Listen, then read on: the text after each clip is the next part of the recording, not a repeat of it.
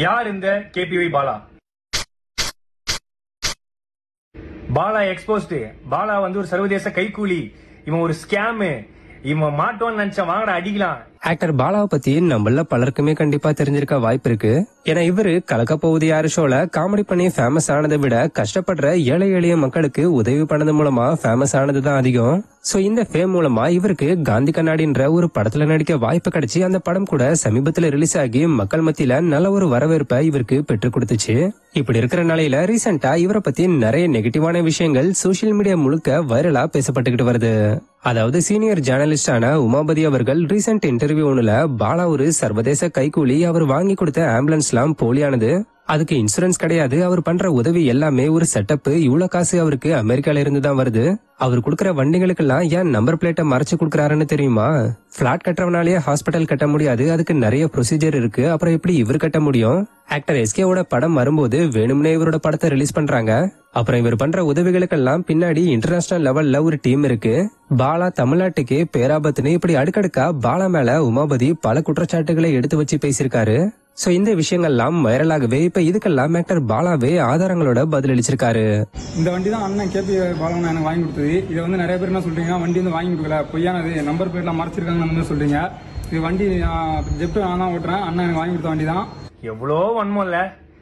சரி ஓகே, நானும் வந்து இந்த 2 நாளா சரி ஓகே இது இப்ப முடியும் அப்ப முடியும் பாத்துட்டு இருந்தேன். ஒரே ஒரு படம் பண்ணேன். அந்த படத்துக்கு அப்புறம் இவ்வளோ வந்து ஏதாவது ஒண்ணு பண்ணுவாங்கன்னு எனக்கு சத்தியமா தெரியாது. ஒரு சின்ன கான்ட்ரவர்சி ஒன்று போயிட்டு இருக்கு இந்த ஆம்புலன்ஸ் ரிலேட்டடா. ஆம்புலன்ஸ் பாத்தீங்கன்னா கொடுக்குறப்ப இல்லை டிடி அப்படின்னு சொல்லி மென்ஷன் ஆயிருக்கும். அது வந்து நாங்க கொடுத்த அடுத்த நாளே எங்களுக்கு தெரிய வந்துருச்சு அது வந்து டி மட்டும்தான். அன்னைக்கு பண்ண பெயிண்டிங் ரீஒர்க்னால வந்து டிடின்னு எக்ஸஸ் ஒன்று ஆட் ஆயிட்டுன்னு சொல்லிட்டு எஃப்சி முடிஞ்சதுனால இது நம்ம கேரேஜ்ல போட்டோம். அதுக்கு ரீப்ளேஸ்மெண்டா ஆம்புலன்ஸ் கொடுத்து அது பயன்பாட்டில் இருந்துட்டு தான் இருக்கு மக்களுக்கு. அது எந்த விதமான பிரச்சனையும் எதுவுமே கிடையாது. ஸோ இந்த ஆம்புலன்ஸ்னால எவ்வளவு குழந்தைங்க பிறந்தாங்க, எவ்வளவு பேர் உபயோகம் அடைஞ்சாங்க, எவ்வளவு உதவி பண்ணிச்சுங்கிறத பத்தி யாருமே பேசவே இல்லை. இந்த ஆம்புலன்ஸ் வந்து ஒரு நம்பர் பிளேட், ஒரு டி பிரச்சனை, சின்ன டி, அந்த டி பிரச்சனையை வச்சுக்கிட்டு எவ்வளவு பண்றாங்க. இந்த ஆம்புலன்ஸ் மூலியமாவும் இந்த எத்தனை ஊருக்கு தண்ணி இல்லாத தண்ணி கிடைச்சி அந்த ஊர் மக்கள் வாழ்ந்துட்டு இருக்காங்க, எவ்வளவு ஆட்டோ டிரைவர்ஸ் இருக்காங்க, அது மட்டும் இல்லாம இந்த ஆம்புலன்ஸ் எவ்வளவு பேர் பொழைச்சிருக்காங்க இந்த ஆம்புலன்ஸ் சர்வீஸ்ல, அது இல்லாம எவ்வளவு பசங்க வந்து படிக்கிறாங்க, இதெல்லாம் சொல்லக்கூடாது. அதெல்லாம் யாரும் நம்ம வந்து நல்ல பண்ற விஷயங்களை பாசிட்டிவான விஷயங்கள் எதுவுமே போடுறது இல்ல. ஏதோ ஒரு சின்ன டி ஸ்டிக்கர் பிரச்சனை, அதை வச்சுக்கினியும் எக்ஸ்போஸ்ட் முகத்திரை கிழிஞ்சது, அதுலயும் ஒருத்தர் போட்டிருக்காரு சர்வதேச கைக்கூலியா. ஐயா நான் தினக்கூலி, அது கூட பரவாயில்ல. இந்த ஹாஸ்பிட்டல் வந்து இவன் கட்டுறான், எப்படி இவனுக்கு உள்ள காசு?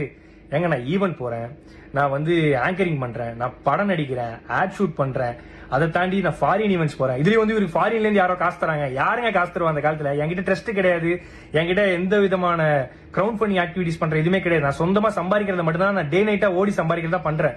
அதுல எப்படி ஹாஸ்பிட்டல் கட்டினா அவ்வளவு காசு வேணுமே, இவ்வளவு காசு வேணுமே? ஏங்க நான் வீடு கட்ட வேண்டிய அந்த கால் கிரவுண்ட் இடத்துல பின்னாடி அமுதவானன் ஒரு கால் கிரவுண்ட் வாங்கி அரை கிரவுண்ட்ல வீடு கட்ட இடத்துல நான் வந்து ஒரு சின்னதா ஒரு கிளினிக் கட்டுறேன். அதுக்கு வந்து சொல்றாங்க எப்படி வந்து இவருக்கு இவ்வளவு காசு கிடைக்குது? ஏங்க இதே நான் வந்து ஒரு 1.5 கோடி ரூபாய்க்கு லக்ஸரி காரும் ஒரு அடுக்குமாடி வீடும் கட்டியிருந்தா உனக்கு எந்த பிரச்சனையும் வந்திருக்காரு நிறைய பேர் சொன்னாங்க. பட் அந்த அடுக்குமாடி வீடுக்கு பதிலா அந்த ஹாஸ்பிட்டலும் இந்த லக்ஸரி காருக்கு பதிலா ஆம்புலன்ஸ் வாங்கணும்னு நினைச்ச ஒரு விஷயத்தினால இவ்வளவு பிரச்சனை வருது.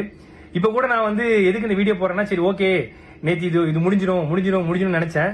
பட் இல்ல, இது வந்து முடிகிற மாதிரியே இல்ல. சோ அதனாலதான் வந்து ஏன்னா நம்மளுடைய பேரை வந்து மக்கள் கிட்ட கலங்கடிக்கணுங்கிற ஒரு விஷயத்துக்காக இவ்வளவு விஷயங்கள் நடந்துட்டு இருக்கு.